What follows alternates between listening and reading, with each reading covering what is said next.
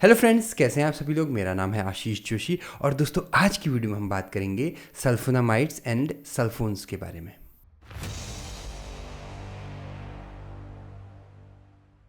दोस्तों चौथी यूनिट के आखिरी टॉपिक पे हम पहुंच गए हैं। बहुत ही इंपॉर्टेंट क्वेश्चंस आने वाले हैं इस टॉपिक से। टॉपिक का नाम है, स्क्रीन पर चलिए, टॉपिक का नाम है सल्फोनामाइड्स एंड सल्फोन्स। ठीक है, देखिए इंट्रोडक्शन की अगर हम बात करें, नाम से पता लग रहा है सल्फोनामाइड्स मतलब जिसमें सल्फोनामाइड फंक्शनल ग्रुप होगा। अब सल्फोनामाइड क्या होता है आपका, देखिए एमाइड ग्रुप आपको पता है, CONH2 जो ग्रुप होता है उसको एमाइड ग्रुप कहते हैं। ठीक है, जब ये इससे रिप्लेस हो जाता है तो ये सल्फोनामाइड ग्रुप आ जाता है। जब इसमें कौन सा ग्रुप होता है आपका, SO2NH2। ठीक है, एमाइड करके हम इसको पढ़ते हैं तो सल्फोनामाइड हो गया आपका। ठीक है, बेसिक जिसमें भी ये स्ट्रक्चर होगा, आगे हम स्ट्रक्चर पढ़ेंगे उसमें आपको और चीज़ें क्लियर हो जाएंगी।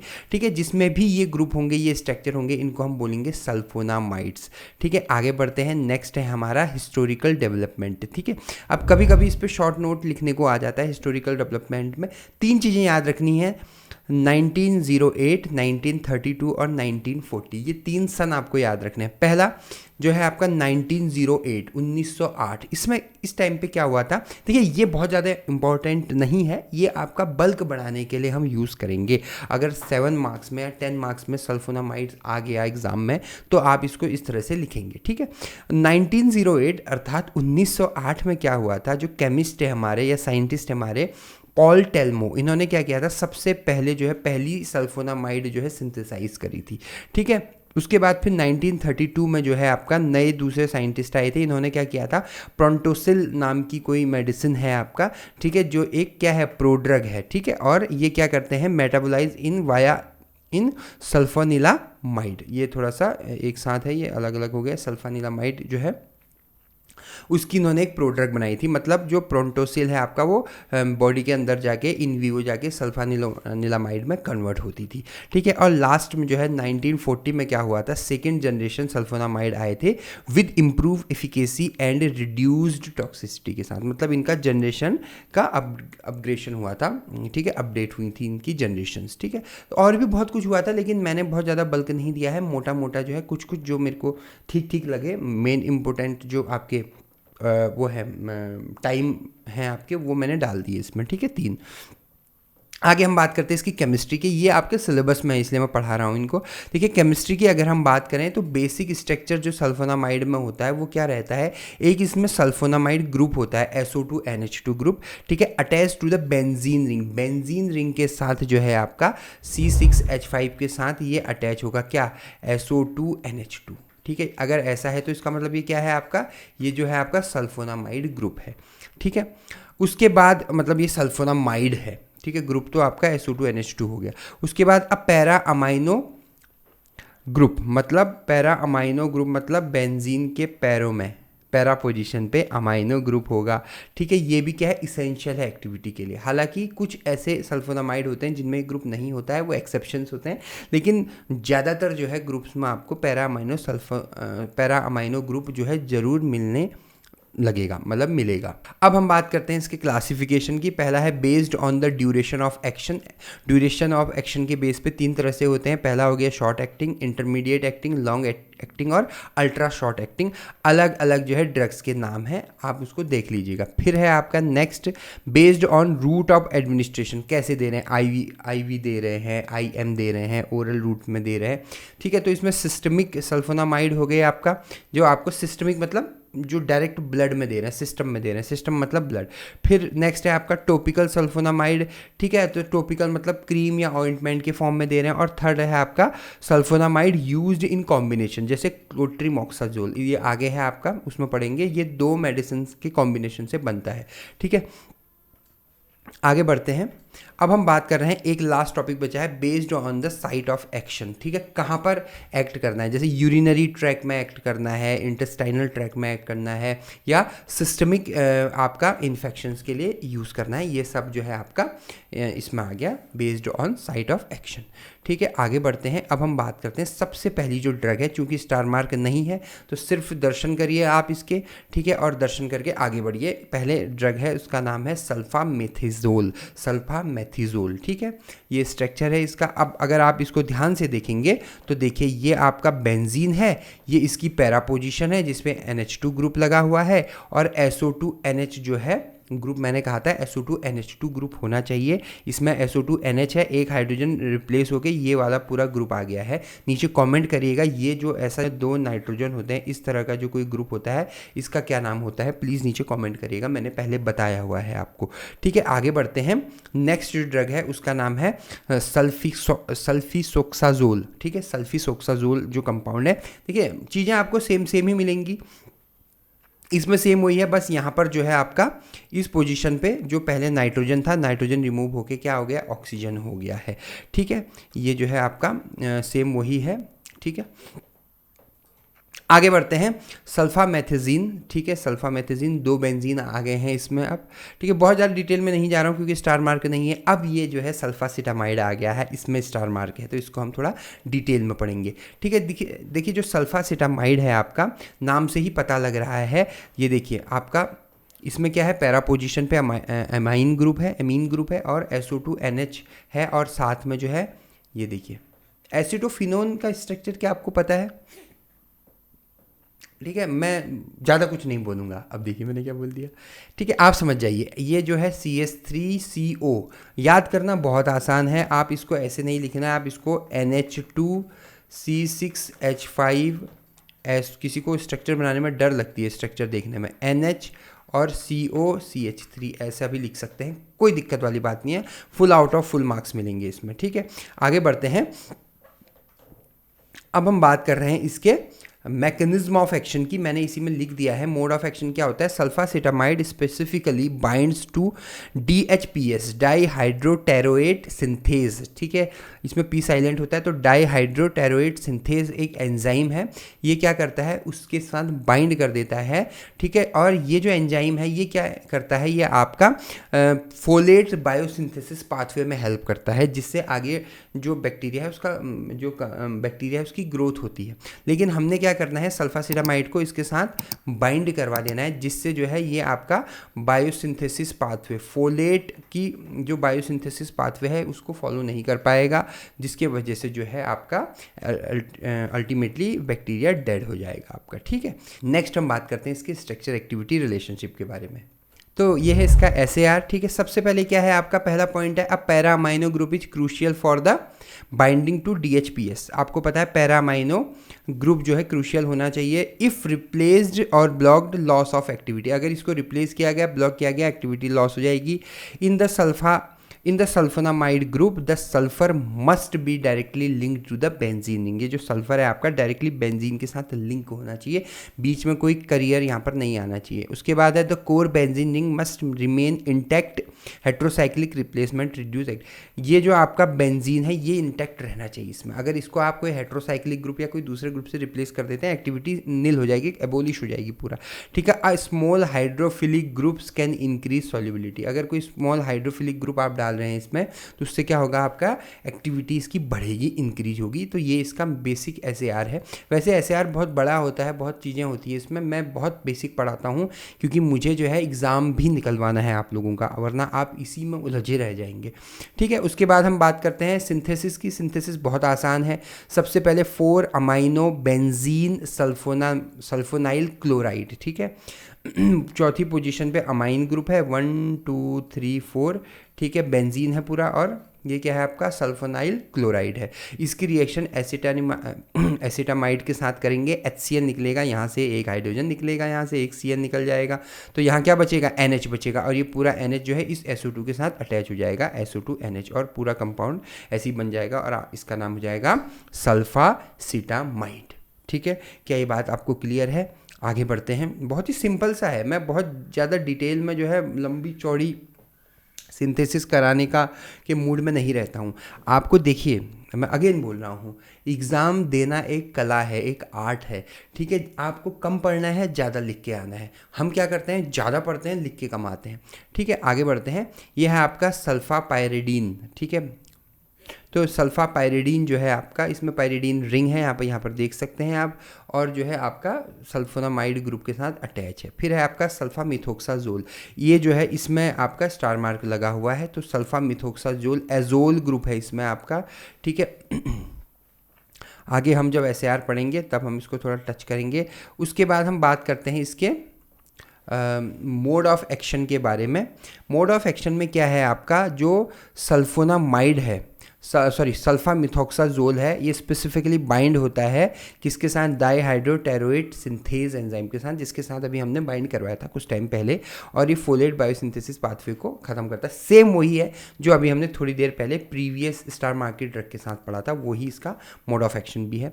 फिर हम बात करते हैं इसके स्ट्रक्चर एक्टिविटी रिलेशनशिप के बारे में। The para-amino group is essential for antibacterial activity. पहला पॉइंट है, ये तो हर जगह डालना ही है आपको, पैरामाइनो ग्रुप इंपॉर्टेंट है। मैंने देखिए यहाँ पर ये भी लिखा हुआ है, आइसोक्साजोल रिंग भी डाली हुई है, ठीक है। ये मिथोक्साजोल, ऑक्साजोल, आइसोक्साजोल क्या है, अभी हम देखिए सामने दिख रहा है ना आपको, ये वाला जो ग्रुप है, ये जो ग्रुप है, ये देखिए, अब देखिए, ठीक है। उसके बाद it must be unsubstituted to mimic PABA, unsubstituted रहना चाहिए। अगर सब्स्टिट्यूशन डाल देंगे ज़्यादा तो पाबा को मिमिक नहीं कर पाएगा। पाबा मतलब पैरामाइनो बेंजोइक एसिड, ठीक है। पाबा की एक्टिविटी को कम करना है हमको, इसीलिए जो है हम इसमें इसकी जैसी कंपाउंड बनाते हैं जो पाबा जैसा दिखता हो लेकिन पाबा ना हो। उसके बाद हम बात करते हैं the sulphonamide bridge must be directly, ये जो सल्फोनामाइड ब्रिज है ये वाला, ये डायरेक्टली अटैच होना चाहिए किसके साथ, बेंजीन के साथ डायरेक्टली अटैच होना चाहिए, ठीक है। मतलब ऐसा भी आप लिख सकते हैं कि आइसोक्साजोल को और बेंजीन को जो बीच में आपका इनका बीच में जो करियर है वो क्या होना चाहिए आपका, सल्फोनामाइड ब्रिज होना चाहिए, ठीक है। Acetylation of the amino acid in the liver leads to inactivate metabolite, ये इससे वैलिड पॉइंट नहीं है, ठीक है। मतलब ये क्या कह रहा है, अगर इसके हम प्रिकॉशन में इसके अलावा और भी कॉम्बिनेशन देते हैं सल्फा मिथोक्साजोल के साथ, क्योंकि अगर सिर्फ सल्फा मिथोक्साजोल देंगे तो ये लीवर में जाके एसिटाइलेशन हो जाता है इसका, और एक्टिवेट जो कंपाउंड है वो इनएक्टिव हो जाता है आपका, ठीक है। उसके बाद नेक्स्ट है आपका sulfamethoxazole mimic PABA and completely, ये पॉइंट गलत लग गया, inhibits the folic acid synthesis pathway in bacteria which is essential for DNA RNA, ये मोड ऑफ एक्शन ही बताया है इसने। The isoxazole ring provides optimal steric bulk. अब स्टेरिक बल्क क्या होता है, स्टेरिक बल्क मतलब दोस्तों होता है कि आपका कितना हैवी कंपाउंड है। अब देखिए मैंने क्या बोल दिया, मतलब फॉर एग्जाम्पल ये एक मान लो ये कोई ग्रुप है, इसको मैं इस तरह से बताता हूँ, ये एक कोई कंपाउंड है, ठीक है। ये बेसिक ग्रुप है, इसमें एक ग्रुप यहाँ पर लगा हुआ है आगे, एक ग्रुप पीछे लगा हुआ है, एक ग्रुप इधर लगा हुआ है, इस साइड लगा हुआ है, इस तरह से ये कार्बन के 4 ग्रुप हैं आपके, चौथा ग्रुप मैं यहाँ लगा देता हूँ इस तरह से। तो अब ये कंपाउंड जितने ज़्यादा हैवी होंगे, ये जो ग्रुप हैं चारों ग्रुप, ये ग्रुप जितने ज़्यादा हैवी होंगे, ये कंपाउंड का स्टेरिक बल्क उतना ज़्यादा होगा, तो इसको हिलाना बहुत मुश्किल होगा, ठीक है। अभी मैं इसका एक एग्जांपल और दूंगा आपको, डेली लाइफ का एग्जांपल। अगर मैं इसको हटा दूं और यहाँ पर कोई हल्का सा ग्रुप लगा दूं, कोई दूसरा कोई पतला सा ग्रुप, मान लो ये एक ग्रुप है, ये ईयरफोन है, ये बिल्कुल हल्का सा ग्रुप है, देखिए है ना, ये ग्रुप मैं यहाँ पर आइडेंटिफाई कर दूँ ऐसे, मतलब अटैच कर दूँ इस तरह से, तो क्या होगा, इसको हिलाना, अभी देखिए थोड़ा वाहियात सा एग्जांपल है लेकिन आप समझ गए, इसको हिलाना ज़्यादा आसान है एज़ कम्पेयर टू किसी हैवी ग्रुप को हिलाना, ठीक है। इसको एक एग्जांपल से आप समझ लीजिए कि आपने देखा होगा जो लॉन्ग डिस्टेंस है, मान लो मुझे 300 किलोमीटर 500 किलोमीटर जाना है, तो मैं ये कोशिश करूँगा कि अगर मेरे पास कोई भारी व्हीकल हो, अगर 2 व्हीलर की बात करें, तो अगर मेरे पास बुलेट हो तो उसमें जाना मेरे को प्रिफर करना चाहिए, बजाय कि कोई स्कूटी या कोई छोटी सी हल्की सी बाइक के साथ। क्यों? क्योंकि अगर हवा बहुत तेज़ होगी तो बाइक के झूलने के चांसेस ज़्यादा हैं, क्योंकि वो क्या है, वो हल्का वाहन है, भारी वाहन नहीं है। लेकिन बुलेट क्या है, वो भारी वाहन है, पूरा लोहा है, तो भारी वाहन है, तो उसके साथ जाना ज़्यादा आसान होगा एज़ कम्पेयर टू किसी स्कूटी और किसी बाइक के साथ। क्या ये आपको बात क्लियर है? तो वही यहाँ पर इसका भी एग्जाम्पल ये दे रहा है कि भैया जो आपका स्टेरिक बल्क है, आइसोक्साजोल क्या करता है, स्टेरिक बल्क प्रोवाइड करता है फॉर PH-PS बाइंडिंग पॉकेट, ठीक है, जिससे जो है आपका जो बाइंडिंग पॉकेट्स हैं ये PH-PS नहीं होगा, ये अभी हमने पढ़ा था ना इससे पहले, डाईहाइड्रोटेरोइड सिंथेस, वो एंजाइम की बात हो रही है, गलती से मैंने PH-PS लिख दिया है, ठीक है। तो उसको जो है उस पॉकेट में बाइंड करने के लिए उसको आसानी होगी अगर उसका स्टेरिक बल्क ज़्यादा होगा, उसमें स्टेरिक हिंड्रेंस आने के चांसेस कम होंगे। आपको समझ में आ गया मुझे लग रहा है। ये इसकी सिंथेसिस है, थोड़ा हम इसको जूम करके देख लेते हैं। सिंथेसिस को सबसे पहले क्या हो रहा है, एसिटानिलाइट की रिएक्शन होगी क्लोरोसल्फोनिक एसिड के साथ, वाटर रिलीज हो जाएगा, यहाँ से ऑक्सीजन OH निकलेगा, हाइड्रोक्सी ग्रुप निकलेगा, और यहाँ से हाइड्रोजन, आपको पता है सब जगह एक एक हाइड्रोजन होता है, तो यहाँ से H निकलेगा, और ये पूरा कंपाउंड जो है ये यहाँ अटैच हो जाएगा यहाँ पर। ठीक है, तो देखिए SO2Cl हो गया है। फिर उसकी रिएक्शन हम 5 मिथाइल 3 अमाइनो आइसोक्साजोल के साथ करेंगे।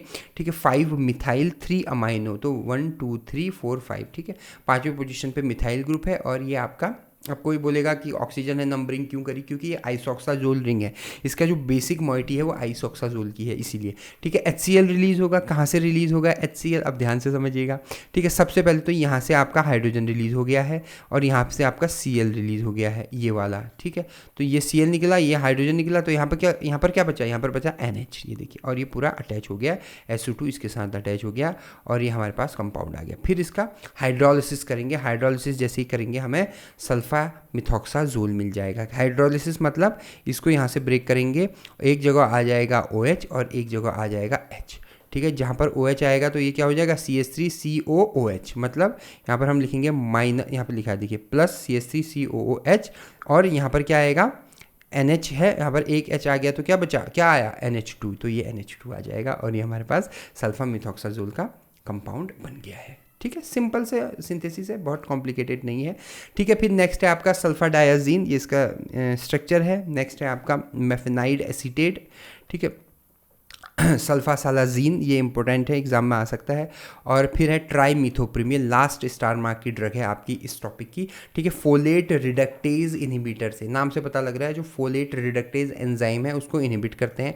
इसमें जो मेन ड्रग है वो इसका नाम है ट्राईमिथोप्रिम। ठीक है, ये इसका स्ट्रक्चर है ट्राईमिथोप्रिम का।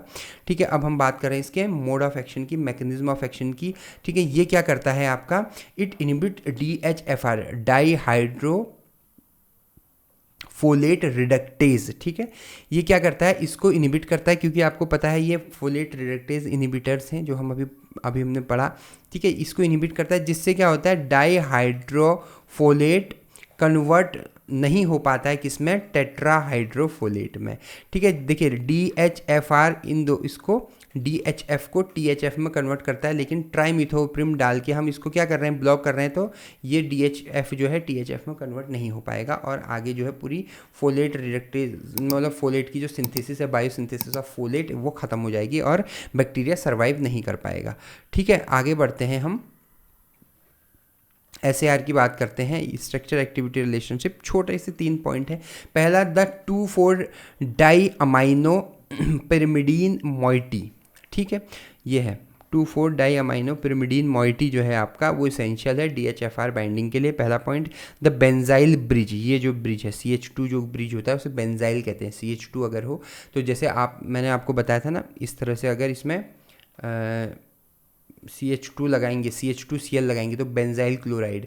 ठीक है, मतलब इसको हम क्या पढ़ेंगे, बेंजाइल क्लोराइड पढ़ेंगे। ठीक, उसी तरह से जो है यहाँ पर आपका हम ऐसे ही पढ़ रहे हैं इसको सेम। ठीक है, the benzyl bridge connects aromatic and pyrimidine ring. ठीक है, ये एरोमेटिक रिंग है और ये पिरिमिडीन रिंग है, इन दोनों को जो कनेक्ट करता है वो ये ब्रिज कनेक्ट करता है। मतलब ऐसा नहीं होना चाहिए कि यहाँ CH2 2 बार लगे या कोई नया ग्रुप आ जाए। ठीक है, द 3 मिथॉक्सी ग्रुप R, ये इट्स हट जाएगा, आर ऑप्टिमल फॉर एक्टिविटी। अब 3 मिथॉक्सी ग्रुप मतलब 1 मिथॉक्सी ग्रुप, 2 मिथॉक्सी ग्रुप और 3 मिथॉक्सी ग्रुप, 3 मिथॉक्सी ग्रुप है आपका। क्लियर है, आगे बढ़ते हैं। अब हम बात करते हैं इसकी सिंथेसिस की। ठीक है, तो सिंथेसिस जो है आपका ये है सिंथेसिस, नॉर्मल सी सिंथेसिस है इसकी। ठीक है, आपको थोड़ा मुश्किल लग रहा होगा, बहुत आसान है, बहुत आसान है। अब देखिए कैसे। ठीक है, इथाइल ईस्टर ले लिया हमने 3 4 5 ट्राई मिथॉक्सी डिहाइड्रोसिनेमिक एसिड। अब देखिए, ठीक है, अब क्या होगा, सबसे पहले ये जो कंपाउंड है इसकी रिएक्शन हम इथाइल फॉर्मेट के साथ करेंगे। और क्या होगा, कैसे करेंगे, देखिए सबसे पहले क्या होगा, ध्यान से समझिएगा। हमको क्या करना है, सबसे पहले एसिटिक एसिड रिलीज करना है, एसिटिक एसिड निकालना है। कैसे निकालेंगे हम, देखिए O(C2H5 और H, ये हाइड्रोजन यहाँ शिफ्ट हो जाएगा तो C2H5 OH हो गया है। फिर उसके बाद ये वाला जो हाइड्रोजन है ये यहाँ शिफ्ट हो जाएगा, क्योंकि OH करना है, तो ये हो गया आपका OH। ठीक है। जैसे ये हाइड्रोजन इधर शिफ्ट हो गया तो ये क्या हो जाएगा, ये पूरा ग्रुप उठ के जो है यहाँ शिफ्ट हो जाएगा डबल बॉन्ड के साथ, मतलब C double bond CH clear है बात? दोबारा बता देता हूँ, कोई दिक्कत नहीं है मुझे, मैं फिर बताऊँ, मैं 100 बार बताऊँगा जितने बार आप पूछेंगे, ठीक है। ये यहाँ चला गया, C2H5OH आ गया है, एसिटिक एसिड आ गया। दूसरा ये वाला जो हाइड्रोजन है ये इसके पास चला गया, जैसे ये हाइड्रोजन इसके पास चला जाएगा तो यहाँ पर क्या हो जाएगा, OH हो जाएगा, और ये OH जैसे ही होगा तो ये बॉन्ड यहाँ शिफ्ट हो जाएगा, ये जो डबल बॉन्ड है वो यहाँ शिफ्ट हो जाएगा, तो ये क्या हो जाएगा, ये हो जाएगा CHOH इस C के साथ। अब ध्यान से देखिएगा यहाँ पर ये पूरा कंपाउंड ऐसे ही है, ये तो ये जो कंपाउंड है वो ये वही सेम कंपाउंड है, CH2 ठीक है, C अब यहाँ पर आ जाएगा COOC2H5 सेम है, COOC2H5 ये सेम है, ठीक है। अब यहाँ पर क्या आ जाएगा, डबल बॉन्ड CHOH, तो डबल बॉन्ड CHOH क्लियर है। फिर उसकी रिएक्शन मैं साफ भी करता रह रहा हूँ साथ के साथ, फिर उसकी रिएक्शन प्लस हम करेंगे ग्वानिडीन के साथ, ठीक है। अब ग्वानिडीन के साथ जो ग्वानिडीन का स्ट्रक्चर क्या होता है, NH2 डबल बॉन्ड NH, ये जो स्ट्रक्चर होता है आपका ये ग्वानिडीन का स्ट्रक्चर होता है। अब याद रखना है हमने इसमें एक एक हाइड्रोजन डोनेट करना है, पहला हाइड्रोजन इधर डोनेट हो जाएगा, दूसरा हाइड्रोजन इधर डोनेट हो जाएगा। जैसे ही पहला हाइड्रोजन हम इधर डोनेट करेंगे तो यहाँ पर NH2 आ जाएगा, जिससे ये डबल बॉन्ड यहाँ शिफ्ट हो जाएगा, टॉटोमेरिज्म में जैसे हम करते थे काइंड ऑफ, ठीक है। मैंने इसमें 1-2 भी लिखा हुआ है ताकि आपको समझ में आ जाए, जब आप कुछ टाइम बाद ये रिएक्शन देखें या सिंथेसिस देखें। ये हाइड्रोजन यहाँ शिफ्ट हो गया, यहाँ पर आ गया NH2, ठीक है, डबल बॉन्ड था तो यहाँ चला गया तो यहाँ पर आ जाएगा डबल बॉन्ड। और वैसे ही ये एक हाइड्रोजन जो है क्या हो जाएगा, हमें दोनों हाइड्रोजन डोनेट करते हैं, एक हाइड्रोजन हमने यहाँ दे दिया, एक हाइड्रोजन हमने यहाँ दे दिया, तो यहाँ क्या बचा, एक एक हाइड्रोजन बचा, उसको भी हम इधर अगल बगल में दे देंगे, ठीक है। तभी तो हम रिएक्शन कर रहे हैं ग्वानिडीन के साथ। नहीं आई आपकी बात समझ में, दोबारा बता देता हूँ। देखिए NH2 का ये दोनों हाइड्रोजन हमें डोनेट करना है और ये दोनों हाइड्रोजन भी हमें डोनेट करना है। इसमें से एक हाइड्रोजन तो हमने यहाँ डाल दिया NH2 के साथ, ठीक है, दूसरा हाइड्रोजन हमने इसके पास डाल दिया ये, तो यहाँ क्या हो गया आपका OH आ गया है, तो ये डबल बॉन्ड हट जाएगा यहाँ पर, ठीक है, तो COH हो जाएगा। और ये वाला जो हाइड्रोजन है वो यहाँ शिफ्ट हो जाएगा, तो यहाँ पर क्या आ जाएगा C2H5OH, तो ये C2H5OH तो बाहर निकल गया, तो माइनस C2H5OH हो गया। और वैसे ही ये वाला जो हाइड्रोजन है ये यहाँ शिफ्ट हो जाएगा, तो क्या हो जाएगा, H2O निकल जाएगा। देखिए ये H2O निकल गया। आपको अभी देखने में रिएक्शन मुश्किल लग रही होगी, जैसे ही आप बनाना शुरू करेंगे इसको, ये बहुत आसान है, ठीक है। आपको मैं हर बार बोलता हूँ केमिस्ट्री बार बार प्रैक्टिस करने की चीज़ है, ठीक है। उसके बाद फिर क्या होगा, जैसे ही आपने OH कर दिया यहाँ H2 आ गया और बाकी सेम कंपाउंड ऐसे ही रहेगा, ठीक है। अब देखिए CH2, ये CH2 सेम, इसको मैं चलो ऐसा करता हूँ, इसको मैं थोड़ा साफ कर देता हूँ ताकि आपको कन्फ्यूजन ना हो, ठीक है। तो ये CH2 रहा CH, ठीक है, ये CH2 रहा CH, ये देखिए C।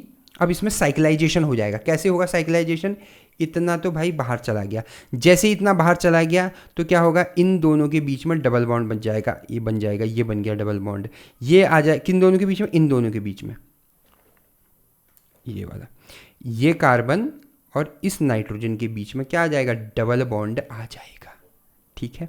बाकी डबल बॉन्ड ये पहले से ही था यहाँ पर, तो CHOH, यहाँ पर आ गया CHOH, तो ये तो निकल गया, तो यहाँ पर क्या आ जाएगा, N आ जाएगा, क्योंकि एक हाइड्रोजन हम यहाँ डोनेट कर चुके हैं, तो ये आ जाएगा N। फिर डबल बॉन्ड NH2 जो हमने सबसे पहले डोनेट किया था NH2, उसके बाद फिर ये नाइट्रोजन और ये हाइड्रोजन कार्बन इसके साथ आ जाएगा, और ऊपर COH आ गया, यहाँ पर हमने जो हाइड्रोजन यहाँ डाला था तो यहाँ पर आ गया COH।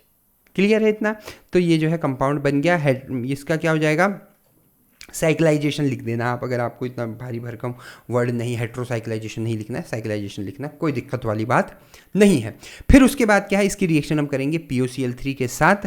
POCl3 क्या होता है नीचे कमेंट बॉक्स में बताइए मुझे, ठीक है। उसके बाद फिर क्या होगा, इसमें POCl3 हम तब यूज़ करते हैं जब हमें क्लोरीनेशन करना होता है, तो जहाँ पर OH है वहाँ हट के Cl आ जाएगा, और फिर हम उसके बाद क्या करेंगे, अमोनिया के साथ रिएक्शन करेंगे। अमोनिया के साथ रिएक्शन करेंगे तो HCl निकल जाएगा, यहाँ से एक H निकलेगा और यहाँ से पूरा Cl निकल जाएगा, तो यहाँ पर क्या बचेगा, NH2 बचेगा, वो NH2 इसी Cl के बदले लग जाएगा, ये यहाँ पर लग चुका है और हमको मिल गया प्यारा सा ट्राइमिथोप्रिम, ठीक है। रिएक्शन मैं मानता हूँ थोड़ा सा बड़ी है, आप 2-3 बार मिनिमम बोल रहा हूँ, मैं मैक्सिमम बोल रहा हूँ, 2-3 बार अगर आप इसको लिख लेंगे ना तो आपको याद हो जाएगा, ठीक है। उसके बाद है क्लोट्रिमोक्साजोल। अब देखिए क्लोट्रिमोक्साजोल क्या है आपका, ये जो है कॉम्बिनेशन में दिया जाता है। क्लोट्रिमोक्साजोल बनता है आपका ट्राइमिथोप्रिम और सल्फा मिथॉक्सा जोल के साथ, ये Z है, ये गलती से हो गया, ठीक है। 1:5 के रेशियो में देते हैं, ठीक है, 1:5 के रेशियो में देते हैं। जीपेट में क्वेश्चन पूछा गया है क्लोट्रीमोक्साजोल, ठीक है। उसके बाद फिर हम आगे बढ़ते हैं, फिर है आपका सल्फोन्स, ठीक है। अब ये नया टॉपिक स्टार्ट हो गया, सल्फोन्स। सल्फोन्स क्या होते हैं, देखिए नाम से पता लग रहा है, जिसमें सल्फोन ग्रुप होता है। अब इसमें क्लासिफिकेशन की बात करें तो एराइल सल्फोन, ठीक है, एल्काइल सल्फोन और हेट्रोसाइक्लिक सल्फोन। एराइल सल्फोन का एग्जांपल है डेप्सोन, आपके लेप्रोसी के लिए यूज़ होता है, कुष्ठ रोग के लिए यूज़ होता है, ठीक है। डेप्सोन जो है यही एक स्टार मार्क की ड्रग है आपकी, ठीक है, इस टॉपिक की। उसके बाद हम बात करते हैं इसमें सबसे पहली जो ड्रग है, एक ही ड्रग है डेप्सोन, उसी के बारे में बात करेंगे, ठीक है। सिंपल सा स्ट्रक्चर है, दोनों तरफ जो है पैरा अमाइनो ग्रुप है, बीच में SO2 से जोड़ दिया गया है, ठीक है। बेसिक काम क्या करता है, डाईहाइड्रोटेरोएट सिंथेज एंजाइम को इनहिबिट करता है, और जो है स्ट्रक्चरल एनालॉग है किसका, पाबा का, पैरा अमाइनो बेंजोइक एसिड का, ठीक है। उसके बाद है आपका ब्लॉक करता है कन्वर्जन ऑफ पाबा टू डाईहाइड्रोटेरोइक एसिड में कन्वर्जन करने को रोकता है। फिर उसके बाद आ गया इसका स्ट्रक्चर एक्टिविटी रिलेशनशिप, बोले तो SAR, ठीक है। SAR की अगर हम बात करें तो सिंपल सा इसका SAR ये है कि 4,4- di amino substitution is mandatory for activity. अब आप लोग बोलेंगे 4 के बाद डैश क्यों लगाया है, क्योंकि इसको हम अलग अलग काउंट कर रहे हैं, ठीक है। 4, अगर हम इसको यहाँ से नंबरिंग करेंगे 1 2 3 4, यहाँ से भी नंबरिंग करेंगे तो 1 2 3 4, ठीक है। तो 4 करेंगे तो एक ही स्ट्रक्चर में होना चाहिए, तब वो 4 है, इसलिए हमने 4 और कॉमा 4 डैश कर दिया है। तो एक NH2 ये है, एक NH2 ये है, ठीक है। 4 डाई अमाइनो, ठीक है, 2 अमाइन ग्रुप है। Substitution is mandatory for activity, ये क्या है आपका, एक्टिविटी के लिए बहुत ज़्यादा मैंडेटरी है, ठीक है। उसके बाद द इलेक्ट्रॉन डोनेटिंग ग्रुप जो है आपका NH2, मैंने एग्जांपल भी लिख दिया है, इनहेंस पाबा मिमिक्री, पाबा की मिमिक्री को इनहेंस करता है आपका। इलेक्ट्रॉन विड्रॉइंग ग्रुप NO2, बहुत लोग कन्फ्यूजन होते हैं, इलेक्ट्रॉन डोनेटिंग ग्रुप जो इलेक्ट्रॉन डोनेट करता है, इलेक्ट्रॉन विड्रॉइंग ग्रुप जो इलेक्ट्रॉन अट्रैक्ट करता है, ठीक है, NH2 और NO2, ठीक है, रेस्पेक्टिवली। और ये क्या करता है, एबोलिश एक्टिविटी, एबोलिश खत्म, पूरी तरह से खत्म करता है। अगर आप कोई भी इसमें इलेक्ट्रॉन विड्रॉइंग ग्रुप डालेंगे, मतलब यहाँ पर अगर मैं NO2 कर दूँ दोनों तरफ, तो ये पूरी एक्टिविटी खत्म हो जाएगी, डेप्सोन नहीं रहेगा, ठीक है। The shorter sulfonyl bridge and also longer bridge reduce the activity, मतलब ये सल्फोनाइल ब्रिज को अगर हम बहुत छोटा करें, बहुत बड़ा करें, SO2 NH2 NH2 NH2 ऐसे कर दें, तो भी एक्टिविटी ख़त्म हो जाएगी, इसकी बेकार हो जाएगी, ठीक है। फिर हम बात करते हैं लास्ट जो है इसका सिंथेसिस की अगर हम बात करें तो 4 क्लोरो नाइट्रोबेंजीन ग्रुप जो है, इसके हम 2 मोल लेंगे, ठीक है, 2 मोल लेंगे और उसकी रिएक्शन Na2S के साथ करेंगे सोडियम सल्फाइड के साथ। क्या होगा, 2 NaCl निकलेगा, मतलब Na तो 2 हैं ही हमारे पास, ठीक है, Cl भी 2 हैं, क्योंकि हम 2 मोल ले रहे हैं, एक Cl यहाँ से निकलेगा, एक Cl जो इसका दूसरा मोल है वहाँ से निकलेगा। क्या आपको क्लियर हो रही है, बता देता हूँ। ये जैसे आपका बेंजीन है, इसमें हमने NO2 लिखा और ये आ गया Cl, एक तो यही है, और दोबारा हमने फिर से, क्योंकि हम 2 ले रहे हैं ना, तो फिर से हम 2 ले लेंगे, ठीक है। एक Cl यहाँ से निकला, एक Cl यहाँ से निकला, और Na2 के साथ रिएक्शन करी तो 2 NaCl हो गया है, ठीक है। और यहाँ पर बीच में क्या बचा, कहाँ गया वो, ये वाला, बीच में क्या बचा, S बचा, और दोनों अटैच हो गए हैं, ये दोनों अटैच हो जाएंगे किससे, S से, ठीक है। फिर उसके बाद ऑक्सीडेशन करेंगे, क्योंकि हमें SO2 लेके आना है, तो ऑक्सीडेशन करेंगे बीच में, तो यहाँ पर डबल बॉन्ड O आ जाएगा, ठीक है, 2 बार, ठीक है, SO2 हो गया। और अब चूंकि ये NO2 है, ठीक है, अब इसमें हम क्या करेंगे, इसका रिडक्शन कर देंगे। जैसे रिडक्शन करेंगे तो NO2 कन्वर्ट हो जाएगा किस में, NH2 में, और हमको डेप्सोन मिल जाएगा। अगर हम यहीं पर रिएक्शन छोड़ देते हैं तो हमने अभी पढ़ा था कि रिएक्शन क्या है, अबोलिश हो जाती है, क्योंकि इसमें NO2 ग्रुप लगा हुआ है, ठीक है। तो ये है आपका छोटी सी वीडियो थी, डेप्सोन जो है हमारा खत्म हो चुका है, और इसी के साथ हमारी चौथी यूनिट भी खत्म हो चुकी है। आई होप आपको आज का लेक्चर क्लियर हुआ होगा। अगर आपको मेरी वीडियो पसंद आई तो मेरे चैनल को सब्सक्राइब कीजिएगा, बेल आइकन पर क्लिक कीजिएगा। आपने मुझे इतना वक्त दिया उसके लिए बहुत बहुत धन्यवाद। Thank you so much.